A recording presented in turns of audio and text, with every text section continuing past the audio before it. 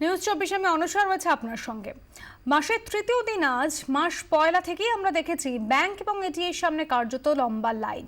মানুষের পকেট ফাঁকা, ব্যাংকে টাকা রয়েছে কিন্তু কার্যত পকেট ফাঁকা সাধারণ মানুষের।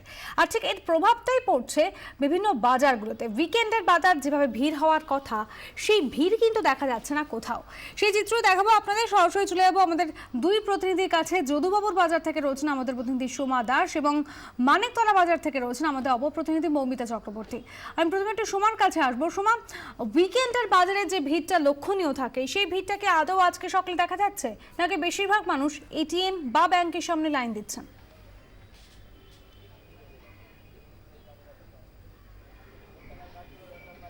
একেবারেই ঠিক। দেখো অনুষা, শনিবার বা রোববার আমরা কিন্তু বাজারের ক্ষেত্রে দেখি যে একেবারে কিন্তু সকাল 8টা বা 9টার সময় কিন্তু প্রচুর ভিড় থাকে কলকাতা সহ রাজ্যের বিভিন্ন বাজারগুলোতে। কিন্তু যে চিত্রটা আমরা দেখতে পাচ্ছি তাতে কিন্তু রীতিমতো অবাক হওয়ারই। কারণ দেখো, তোমাকে আমি যদুবাবুর বাজারের চিত্রটা দেখাই। এখানে দোকানদাররা দেখো বসে আছেন। তারা রীতিমতো কিন্তু একেবারে ভোর থেকেই চলে আসেন বাজারে, তাদের দোকানপাট খুলে বসেন। কিন্তু আজকে সকাল থেকে বাজার একেবারেই ফাঁকা। ব্যবসায়ীদের সাথে আমি কথা বলছিলাম, তারা কিন্তু বলছিলেন যে অন্য সময় এরকম হয় না। অর্থাৎ সপ্তাহে শনিবার বা রোববার বিশেষত এই দিনগুলোতে কিন্তু বাজার ভর্তি থাকে, অনেক কাস্টমার আসে, বিক্রি কিনি প্রায় চলে। কিন্তু আজকের যে অবস্থাটা, আজকের যে ছবিটা, সেটা কিন্তু একেবারেই অন্য দিনের তুলনায় আলাদা। আমার সাথে রয়েছেন এখানে ব্যবসায়ীরা, একটু কথা বলে নেব। কারণ কিছুক্ষণ আগেই তারা তাদের হতাশার কথা বলছিলেন যে বাজারে একবারেই কিন্তু লোকজন আসছে না, ক্রেতারা আসছে না, কারণ তাদের কাছে 2000 টাকার নোট, খুচরো টাকা নেই। হ্যাঁ, কাকিমা, কতটা অসুবিধা? বাজারে লোকজন নেই, একদম লোকজন নেই, বাজার খুব খারাপ। কি করব বলো, চুপচাপ বসে আছি, এতে বলার কিছু নেই। শনিবার বা রোববার তো অন্য সময় প্রচুর ভিড় হয়, প্রচুর কেনাকাটা। কোনো সময় হয়, কোনো সময় হয় না, এটাই, আর কিছুই না। এখন অসুবিধাটি ক্রেতারা যারা আসছেন তারা কি বলছেন, বা আপনাদের কাছেও কি যথেষ্ট খুচরো নেই? হ্যাঁ, খুচরো কোথায় পাবো? খুচরোর জন্য তো দোকানদারি হচ্ছে না। তাহলে আমরা ধরুন, আপনি 100 টাকার মাল নিলেন, আপনি 500 টাকার নোট দিলেন, আমি 400 টাকা কোত্থেকে দেবো বলুন? এই যে এইটুকু নিয়ে, আর কিছু না। ব্যবসা কি খুবই খারাপ? খুবই খারাপ। অনুষা, দেখো যেরকম শুনতে পেলেন যে ব্যবসায়ী, তিনি কিন্তু নিজে বলছেন যে ব্যবসা খুবই খারাপ, কারণ ক্রেতারা আসছেন, তারা কিন্তু বড় নোট নিয়ে আসছেন, তাদের পক্ষে খুচরো দেওয়া খুবই অসুবিধে হয়ে যাচ্ছে। অন্যদিকে ক্রেতারা, তারাও বাজারে আসতে পারছে না, ব্যাংকে তাদেরকে লাইন দিতে হচ্ছে, কারণ এটিএম থেকে 2000 টাকার নোট বেরোচ্ছে, তাদেরকেও টাকা খুচরো করতে হবে। সব মিলিয়ে কিন্তু কলকাতার বাজারগুলো একেবারেই ফাঁকা দেখতে পাচ্ছ। যদুবাবুর বাজার একেবারেই দক্ষিণ কলকাতার একটি বড় বাজার, এখানে বিভিন্ন ভাষাভাষীর মানুষ বাস করেন, ফলে বাজারের অবস্থা এই সময় সেটা কিন্তু রীতিমতো হতাশজনক। একেবারে শোনা, দক্ষিণের চিত্র তুমি আমাদের সামনে ধরলে।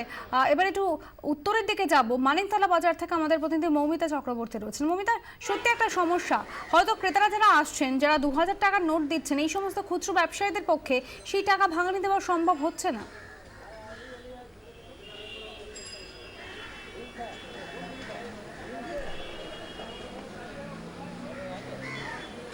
সকাল থেকে আমরা 24 ঘন্টার মধ্যে দিয়ে যে ছবি দেখিয়েছি, যে সকাল 6:30 থেকে অধিকাংশ এটিএম, যে এটিএমগুলো খোলা, সেখানে কিন্তু 2000 টাকার নোটে মিলছে, এবং মাত্র একটি বা দুটি এটিএম যেটি মূল ব্রাঞ্চ লাগোয়া, সেখানে 100 টাকা বা 500 টাকা।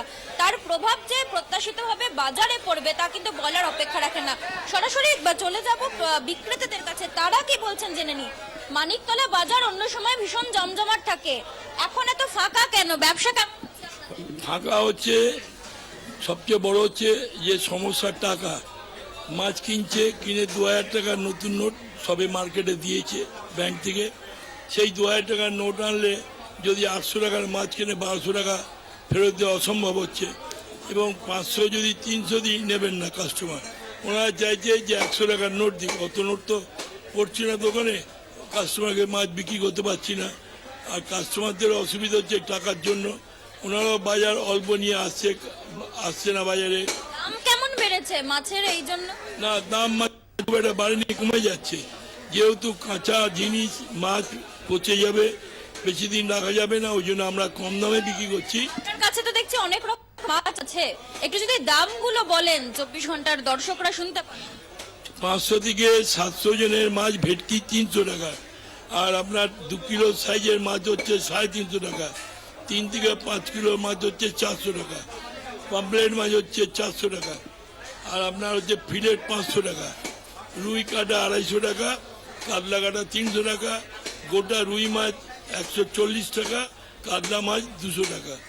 দেখতে পাচ্ছ অনুসুয়া, যদি বাজারের ছবিটা আরেকবার দেখানো সম্ভব হয় তবে যারা দাঁড়িয়ে রয়েছেন তাদের সঙ্গে একবার কথা বলার চেষ্টা করব যে এই মুহূর্তে যদি মানিকতলা বাজারের ছবি দেখো তবে কিন্তু যেটা আশা করা যায়। আচ্ছা দাদা, আপনারা তো কিনতে এসছেন, হ্যাঁ 2000 টাকার নোট নাকি খুচরো আছে? 2000 টাকা নোট। আবার 2000 টাকার নোট। খুচরো কি আপনারা পাচ্ছেন না এটিএম এ? কি না, খুঁজেও প্রচন্ড অসুবিধা হচ্ছে। অসুবিধা হচ্ছে? তো যতটা মাছ কিনবেন ভেবেছিলেন ততটা কি কিনতে পারবেন এই খুচরোর সমস্যা? হ্যাঁ, চলে যাচ্ছে। আর যতটা দরকার আগে থেকে বলা ছিল, কিছু করার নেই। কে বলা ছিল। দেখতেই পাচ্ছ যে সবাই কিন্তু যারা বাজার করতে আসছেন বা যারা বিক্রি করছেন দুপক্ষেরই একটা সমস্যা, সেই সমস্যাটা অবশ্যই কমন, 2000 টাকার নোট, এবং সেক্ষেত্রে যতটা প্রয়োজন তার থেকে অনেকটাই কিন্তু কম করে কিনতে হচ্ছে এবং যার প্রভাব পড়ছে বাজারে। একেবারে আবার তোমাকে ধন্যবাদ মৌমিতা। আমাদের অপর প্রতিনিধি সোমা দাস ছিলেন আমাদের সঙ্গে, তোমাদের দুজনকে অনেক ধন্যবাদ। এদিকে নোট সংকট কিন্তু চলছে, যেভাবে আমরা দেখাচ্ছি মাসের 3 তারিখ হয়ে গেলেও হাত ফাঁকা রয়েছে। অ্যাকাউন্টে টাকা থাকলেও তা তুলতে গিয়ে নাজেহাল হচ্ছেন আমজনতা। বিপদ বাড়িয়েছে এটিএমগুলো, বেশিরভাগ জায়গাতে এটিএমের ঝাঁপ খোলা, যেগুলো খোলা সেগুলোতেও টাকা ফুরিয়ে যাচ্ছে দ্রুত।